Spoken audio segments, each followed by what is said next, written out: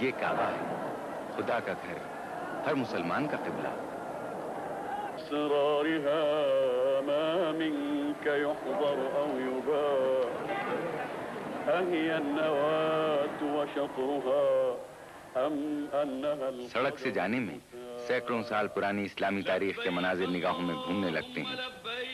ریگستانوں میں جو نخلستان نظر آتا ہے کسی نہ کسی خاص واقعے کی یاد تازہ کرتا ہے۔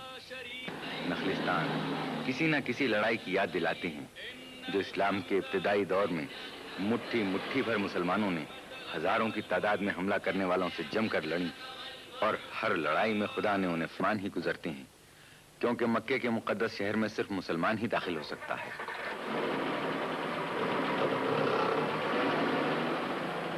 اور یہ ہے مکہ، خدا کا شہر، انسانی آزادی کی پناہ گاہ۔ یہ صاف ستھرا اور ہموار شہر رسول اکرم کی جائے پیدائش ہے۔ اسی شہر سے اپنے خدا کی یکتائی اور عظمت کا نعرہ بلند کیا۔ اللهم آمني من عذابك يوم تبعث عبادك أسألك بأنك أنت الله الذي لا إله إلا مسجد الحرام کعبے کے گرد بنی ہوئی وسیع عمارت ہے جو پاک دل کی طرح پاکیزہ ہے۔ ہم بھی حاجیوں کے ساتھ باب السلام یعنی سلامتی کے دروازے سے مسجد الحرام میں داخل ہوئے۔ غلام سبھی تیری بارگاہ میں ہیں۔ مسجد الحرام کے بیچوں بیچ ہے، گویا مسلمان طواف کر کے خانہ خدا پر صدقہ ہوتا ہے۔ مالک الملک لا شریک لہ وحدہ لا الہ الا ہو لا الہ الا ہو، بر فلک عرش بر زمین کعبہ منزل لا الہ الا ہو لا الہ الا ہو، اسی سرکار سے ہوا ہے عطا خلعت لا الہ الا ہو لا الہ الا ہو، ید زبان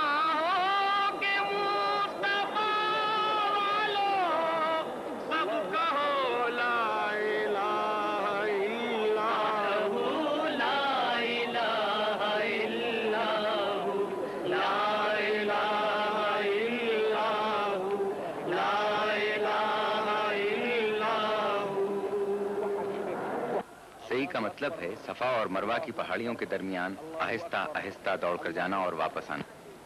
یہ پھیرے بھی 7 بار ہوتے ہیں۔ دونوں پہاڑوں کے درمیان کا فاصلہ 314 میٹر ہے۔ اس طرح ایک حاجی کو صحیح کرنے میں پورا فاصلہ تقریباً 4600 میٹر یا تقریباً 2 میل 60 ہے۔ جن لوگوں کے لیے بڑھاپے، بیماری، کرسی پر بیٹھ کر جسے آدمی چلاتے ہیں صحیح کر سکتے ہیں۔ صحیح جناب حاجرہ رضی اللہ تعالی عنہ زوجہ حضرت ابراہیم خلیل اللہ کی یادگار ہے۔ اے پروردگار بخش دے اور رحم فرما، اور ہماری جو خطائیں تیرے علم میں ہیں ان سے درگزر فرما۔ تو بہت غالب اور بڑا طاقتور ہے اور بڑا کریم ہے۔ اے عطا پاش خطا پوش ہے، ستار ہے تو، ہم گناہ گار سیاہ کار ہے، غفار ہے تو۔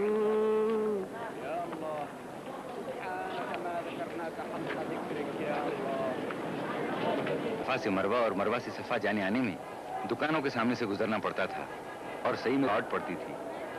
کعبہ شریف کے غسل کے وقت مسجد الحرام کے مجمع کو طواف کے دائرے کے باہر کر دیا جاتا ہے۔ پہلے فرش اور دیواروں کو جھاڑ کر صاف کیا جاتا ہے، پھر گلاب کا عرق ملے ہوئے پانی دیواریں اور فرش دھوئے جاتے ہیں۔ اس غسل کے لیے گلاب کا عرق بہت اعلیٰ درجے کا ہوتا ہے جو ہر سال ایران میں تیار کر کے اس ملک کی طرف سے بھیجا جاتا ہے۔ کعبہ شریف دروازے پر سونے چاندی کے خوشنما پتھر چڑھے ہیں اور ان میں قیمتی جواہرات جڑے ہیں۔ کلیددار مخمل کی تھیلی میں کنجی لیے آ رہا ہے تاکہ غسل کے وقت کعبۃ اللہ کا دروازہ کھل سکے۔ کعبے کی کلیدداری ایک بہت ہی عزت و احترام کا عہدہ مانا جاتا ہے۔ والیان ملک یا عمرہ یا دوسرے ملکوں کے سفیر جو بادشاہ کے مہمان ہوتے ہیں ان میں ان جھاڑوؤں کے تن کے تبرک کے طور پر تقسیم کر دیے جاتے ہیں جن سے بیت اللہ شریف کی صفائی کا کام ہوتا ہے۔ پلکوں سے صاف جلوہ گئے لامکان کروں، حسرت ہے اس شرف پہ فدا اپنی جان کروں۔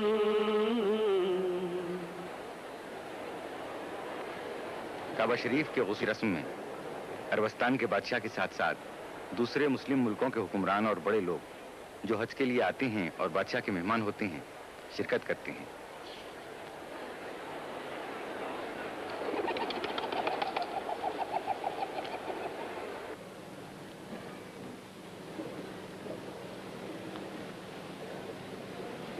اللہم انی اسألک باسمک الذی یمشى به کعبے کو غسل دینے سے پہلے بادشاہ اور ان کے ساتھی 7 بار کعبے کا طواف کرتے ہیں۔ واسألک باسمک الذی یہتز له عرش، طواف در کریا ہو رہا ہے، دلوں پر نزول ضیا ہو رہا ہے، برستی ہے رحمت کرم کی ہے بارش، کی ہے بارش، فقیروں پہ فضل خدا ہو رہا ہے، طواف در کبریا ہو رہا ہے، دلوں پر نزول ضیا ہو رہا ہے، طواف در کبریا ہو رہا ہے، دلوں پر نزول ضیا ہو رہا ہے، جمال روشن فضائیں حرم عرش رب اللہ ہو رہا ہے، طواف نزول ضیا ہو رہا ہے، طواف در کبریا ہو رہا ہے، دلوں پر نزول ضیا ہو رہا ہے۔ اجعلنی ممن یحبک ویحب رسولک صلی اللہ علیہ وآلہ وملائکتک وعبادک الصالحین۔ شاہ سعود طواف کے بعد مقام ابراہیم پر نماز ادا کرتے ہیں۔ حضرت ابراہیم گزشتہ نبیوں میں خاص درجہ رکھتے ہیں۔ قرآن گار عزت و احترام کا مرکز ہوئی ہے۔ بارگاہ رب العزت میں نظر نیچی سر بھی جھکے ہیں، سب ہے سوالی سب ہے بھکاری، ہر ایک اس کے در کا گدا ہے، سب ہے سوالی سب ہے بھکاری، ہر ایک اس کے در کا گدا ہے۔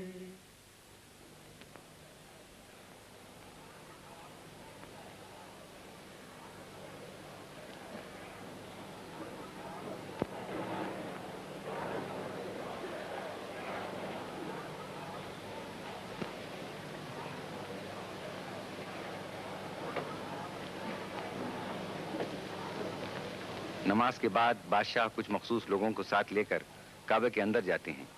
اس وقت بادشاہ کے باقی مہمانوں کو وقت مل جاتا ہے کہ وہ حجر الاسود کو بوسہ دے لیں۔ تعمیر سے بھی پہلے کا ہے۔ اس کے متعلق عقیدہ ہے کہ آسمان سے اتارا گیا حاجی کے لیے ضروری ہے کہ وہ حجر اسود کو بوسہ دے۔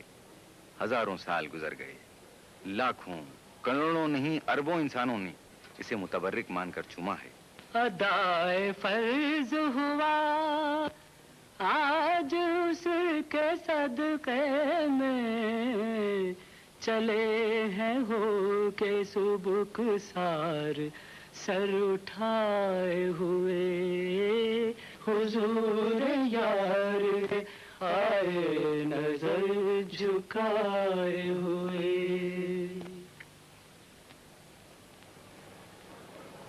زمزم ایک کنویں کی صورت میں ہے، خدا کی قدرت سے پیدا کی، آج تک باقی ہے۔ حاجی برکت جان کر اس پانی کو چکھتے ہیں اور کپڑوں پر چھڑکتے ہیں، تلق کی طرح تھوڑا اپنے وطن بھی لے جاتے ہیں۔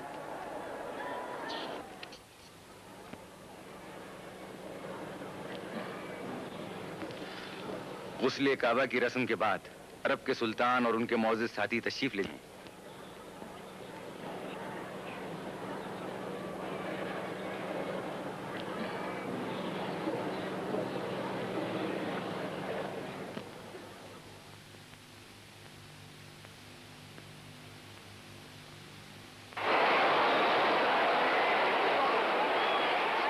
حاجیوں کا مجمع بیت اللہ شریف کے گرد طواف کرنے، حجر اسود کو بوسہ دینے کے لیے آزاد ہو جاتا ہے۔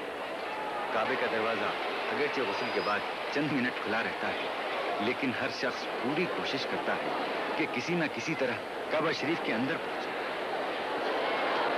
اسی کوشش میں وقت ختم ہو جاتا ہے اور سیڑھی ہٹا لی جاتی ہے، دروازہ بند کر لیا جاتا ہے۔ اس وقت لگائے ہوئے نظر آتا ہے، دل میں حسرت لیے، آنکھوں میں آنسو لیے بیت الحرام کا طواف شروع ہو جاتا ہے، جیسے دل میں بس یہی ایک خیال ہو، دیدار کے پیاسے ہیں، دیدار کی حسرت ہے، ایک بار نہیں مولا 100 بار کی حسرت ہے۔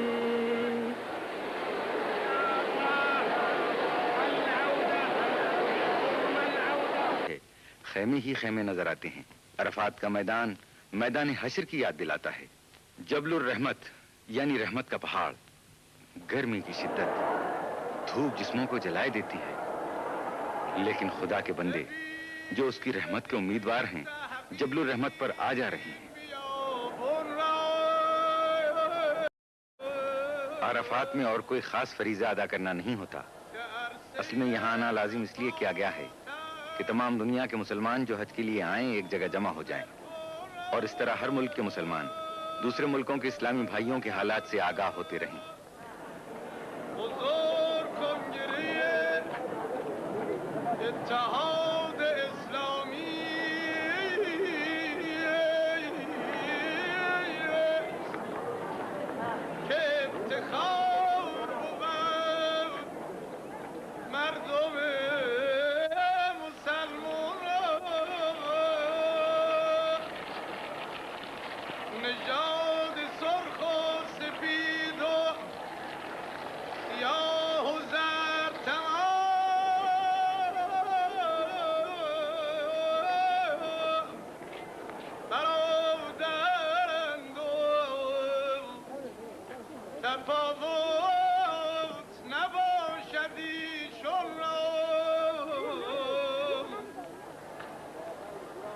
زبان و ملت و کشور نمی نماید به حکم واعتصموا پیروان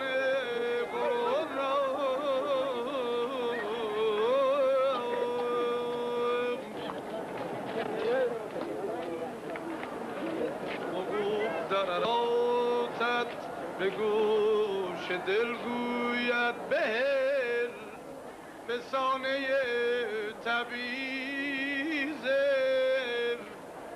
نوع انسان را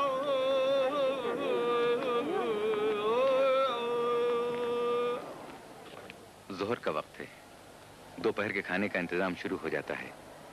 کچھ لوگ اپنے ہاتھ سے بھی پکا کر کھاتے ہیں۔ لاکھوں آدمیوں کا کھانا عرب کی گرمی اور دھوپ میں تیار کرنا آسان نہیں ہے، اسی لیے بہت عمدہ اور اعلیٰ قسم کی غذائیں تیار نہیں ہو سکتی۔ ڈاکٹر اور حکومت کے منتظمین برابر ہدایت کرتے رہتے ہیں کہ عرفات کے میدان میں سادی اور ہلکی غذا استعمال کی جائے تاکہ گرمی کی زیادتی سے ثقیل غذا تکلیف کا سبب نہ بن جائے۔ عرفات کے اس میدان میں صرف وہی حاجی نہیں ہیں جو دنیا کے دوسرے ملکوں سے آئے ہیں، بلکہ خود سعودی عرب کے بھی 10 لاکھ سے زیادہ حاجی موجود ہیں۔ عرفات کا اجتماع دنیا کا بہت ہی بڑا انسانی اجتماع ہے۔ دنیا بھر میں کوئی ایسی مذہبی یا غیر مذہبی رسم نہیں دکھائی دیتی جس میں ایک ہی وقت میں ایک ہی مقام پر اس قدر آدمی جمع ہو جاتے ہوں۔ عرفات کے اجتماع کو سالانہ اسلامی کانفرنس بھی کہہ سکتے ہیں، جس میں ہر ملک کا مسلمان دوسرے ملکوں کے مسلمان بھائیوں سے ملے اور تبادلہ خیال کرے اور اپنے دین کے اس وقار کو محسوس کرے کہ دنیا کے کتنے دور دراز گوشوں میں پھیلا ہوا ہے۔ آج کے دن ہر زائر حرم کے دل میں 9 ذی الحجہ سن 10 ہجری کی یاد تازہ ہوئی ہے۔ اسی تاریخ کو اور اسی میدان میں جب رسول پاک صلی اللہ علیہ وآلہ وسلم نے اپنے آخری حج کے وقت مسلمانوں کو جمع کیا، اونٹ پر سوار ہوئے، اللہ کا دین ماننے والوں کی کثیر تعداد دیکھی، مسلمانوں کو نصیحتیں فرمائیں۔ اپنے خطبے میں آن حضور نے خدا کی وحدانیت، دین کے احکام، دین کی حفاظت، مسلمانوں کے فرائض، عورتوں کے حقوق، اجتماعی حیثیت سے سب کی برابری، خونریزی کی ممانعت، آپس کا اتحاد و اتفاق ہر بات پر روشنی ڈالی، ہدایت فرمائی۔ یہی وہ باتیں ہیں جو اسلامی احکام میں سب سے زیادہ خصوصیت رکھتی ہیں۔ یہی حضرت نے ایمان والوں سے ان خدائی احکام پر سچے دل سے عمل کرنے کی بیعت کی، یعنی ہاتھ پر ہاتھ رکھ کر پکا وعدہ لیا۔ گزرا ہوا زمانہ ہر زائر حرم کی نگاہ کے سامنے ہے، دل کے کانوں سے پیغمبر خدا کا ارشاد سن رہا ہے اور اس کی روح بیعت کر رہی ہے۔ خوش نصیبی سے یہاں پانی کی کمی نہیں، پیاس بجھانے، ہاتھ منہ دھونے اور نہانے کے لیے کافی پانی موجود ہے۔ ہر 100 گز کے فاصلے پر پانی کے نل لگے ہیں۔ پانی لانے والے بھی موجود ہیں جو بہت تھوڑا سا معاوضہ لے کر دروازے تک پہنچا دیتے ہیں۔ عرفات پہنچ کر حاجی گویا اس مبارک زمانے میں پہنچ جاتا ہے جب خدا نے وحی کے ذریعے اپنے رسول کو دین کے کامل ہونے، اپنی نعمت کے پورا ہونے اور مذہب اسلام کی حقانیت اور اپنی پسندیدگی کا اظہار فرمایا۔ چنانچہ قرآن مجید میں ارشاد ہوا ہے، آج کے دن ہم نے تمہارے لیے تمہارے دین کو کامل کر دیا اور تمہارے واسطے دین اسلام کو پسند کر لیا۔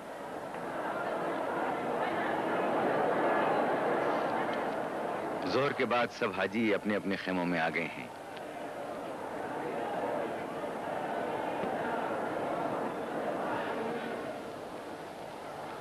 کوئی نماز ادا کر رہا ہے۔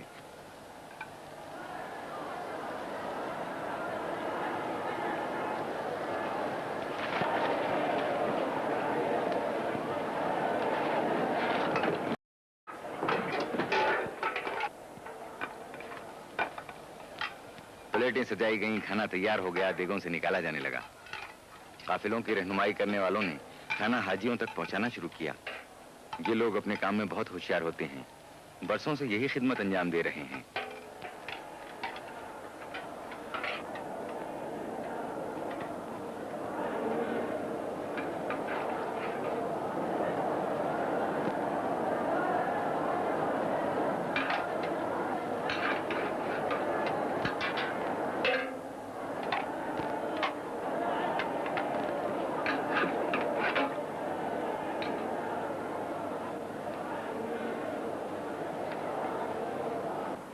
پہر کا وقت گزرا، شام قریب آنے لگی۔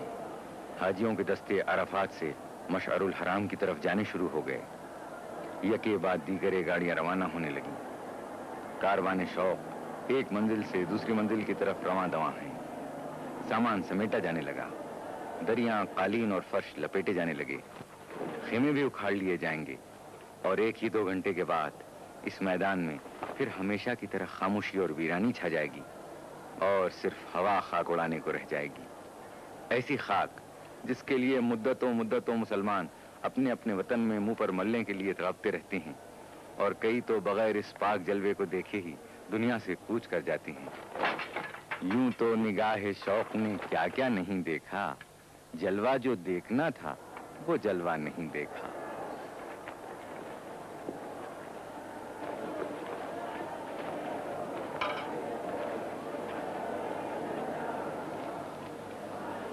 خیمے اکھاڑ لیے گئے، لیکن ابھی یہ لپیٹ کر آئندہ سال کے لیے رکھے نہیں جائیں گے، بلکہ عرفات سے مینا روانہ کر دیے جائیں گے، جہاں ابھی حاجیوں کو چند روز اور ٹھہرنا ہوگا۔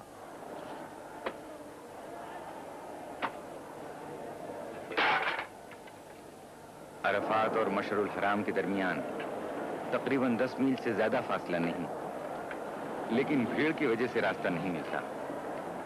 موٹروں کو اتنا سا فاصلہ طے کرنے میں 3 گھنٹے لگ جاتے ہیں۔ اس لیے بعض حاجی پیدل چلنے کو بہتر سمجھتے ہیں، کیونکہ پیدل آدمی آسانی سے راستہ نکال سکتا ہے۔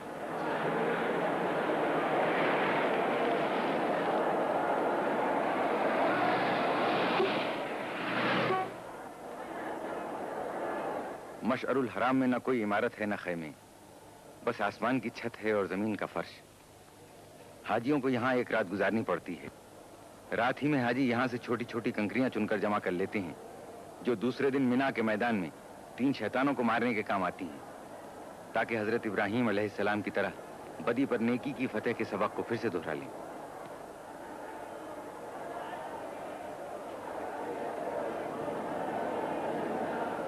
تھوڑے سے حاجی راستوں کی بھیڑ سے بچنے کے لیے عرفات ہی میں ٹھہر گئے ہیں۔ یہ رات کا کھانا بھی یہیں کھائیں گے۔ आधी रात के बाद ये लोग अराफात से रवाना होंगे।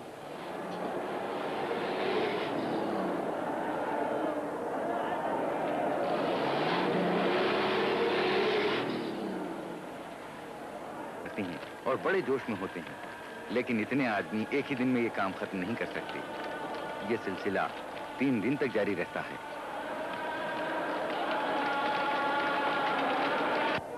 दसवीं जिलहिज को हाजी के लिए मिना में कुर्बानी करना वाजिब है। एक ऊंट या एक दुम्बा या एक मेंढा या कम से कम एक भेड़। अगर एक से ज्यादा जानवरों की कुर्बानी करें तो और बेहतर है। साहिब हैसियत अक्सर एक से ज्यादा कुर्बानी करते हैं।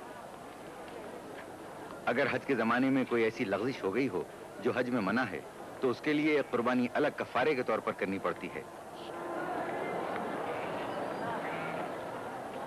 कुर्बानी के लिए लाखों जानवरों की जरूरत होती है।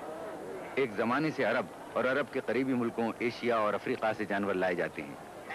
मिना में भी दूसरे बाजारों की तरह जानवरों का बाजार है, जहां खूब मोल तोल होता है।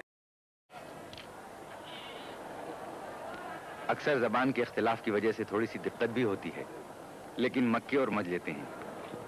जिनकी जबान नहीं समझी जाती या जो अरबी नहीं बोल सकते, उन्हें कुछ ज्यादा ही कीमत देना पड़ती है।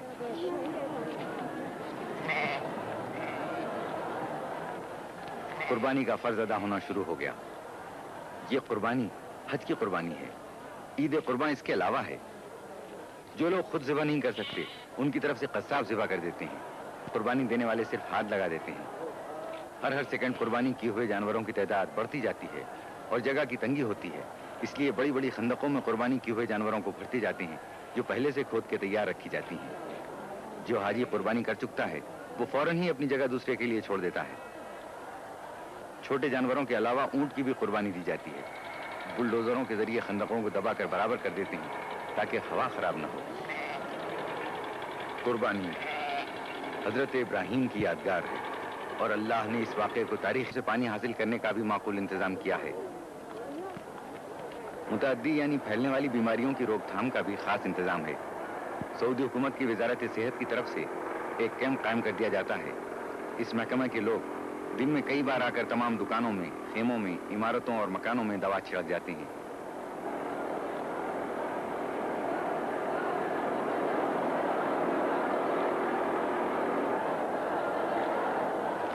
अभी तक पूरे हाजियों से रमी जमरात का फर्ज अदा नहीं हुआ है।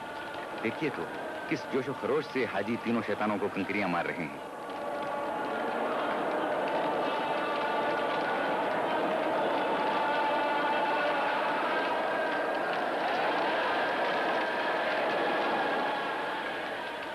शैतान कंकरियों में डूब गए हैं। यूं लगता है जैसे शैतान लानत के समंदर में गर्क होकर रह गया हो।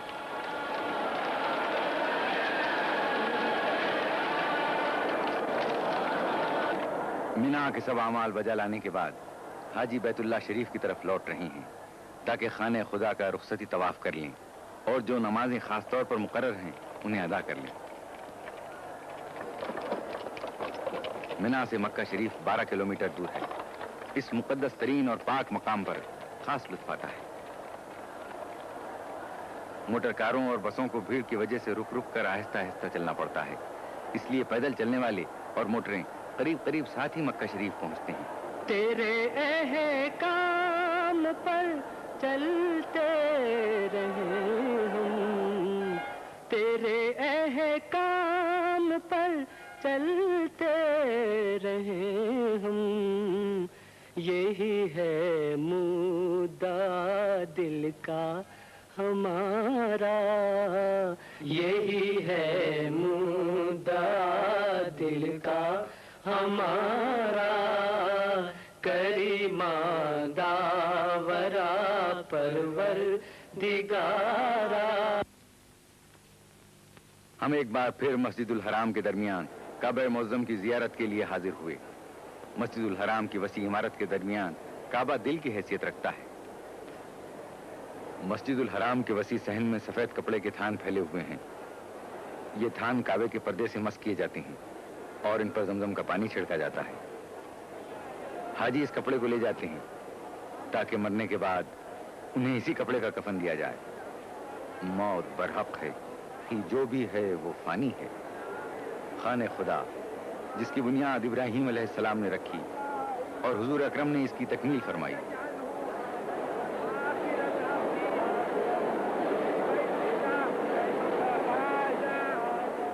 مسجد الحرام کے صحن میں بہت اعلیٰ درجے کے قیمتی سنگ مرمر کا شاندار منبر ہے جو ترکی کے عثمانی سلاطین کا بنایا ہوا ہے، اور یہ ہے مقام ابراہیم۔ کہتے ہیں کہ وہ پتھر جس پر حضرت ابراہیم خلیل اللہ نے کھڑے ہو کر اپنے ہاتھ سے کعبے کی دیوار بنائی تھی یہی موجود ہے۔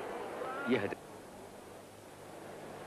جیسے ہی نماز ختم ہوئی بارش بھی تھم گئی، بادل چھٹ گئے، پانی کے قطرے کعبہ شریف کے پرنالے سے اب بھی گر رہے تھے۔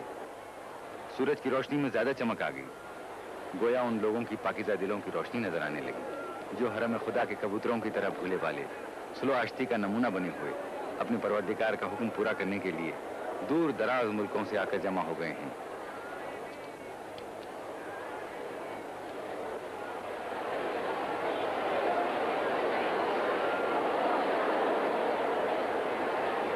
حاجی کس شوق سے کعبے کے پرنالے کے نیچے ہاتھ پھیلائے ہیں کہ خانہ خدا کی چھت پر سے بہے ہوئے پانی کا کوئی قطرہ ملے اور برکت حاصل ہو جائے۔ ایسا شاندار نظارہ شاید ہی کبھی کسی کو دیکھنا نصیب ہوتا ہے۔ یہ سعادت آسانی سے حاصل نہیں ہوتی، پہلی بار اس کی مفصل تصویر لے کر اس نظارے کو محفوظ کیا گیا ہے۔ یہ بھی خدا کی خاص رحمت ہے۔ حاجیوں کے منا سے مکہ آنے کا سلسلہ جاری ہے، ابھی تک سب لوگ مکہ نہیں پہنچ سکے ہیں، اگرچہ منا سے مکہ کا فاصلہ کچھ زیادہ نہیں، باوجود کہ سب راستے یک طرفہ کر دیے جاتے ہیں، یعنی ادھر سے ادھر آنے والوں کو راستہ ملتا ہے، ادھر سے ادھر جانا بند ہوتا ہے۔ سعودی عرب کی پولیس بھی بڑا انتظام رکھتی ہے کہ سفر میں ذرا سی بھی رکاوٹ نہ پڑے۔ گاڑیوں اور پیدل چلنے والوں کی قطاریں الگ اور قاعدے سے بنا دی جاتی ہیں، پھر بھی اتنی تعداد میں گاڑیاں اور پیدل چلنے والے ہوتے ہیں کہ آسانی سے آگے بڑھنا مشکل ہوتا ہے۔ سفر کی رفتار بہت سست رہتی ہے، بہت ممکن ہے کہ حاجیوں کا آخری دستہ آدھی رات کے بعد مکہ پہنچ سکے۔ یہ ایمان کا جوش، یہ حج کا شوق 1400 سال سے جاری ہے، اس میں کوئی کمی نہیں ہوتی بلکہ زیادتی ہی ہوتی جاتی ہے۔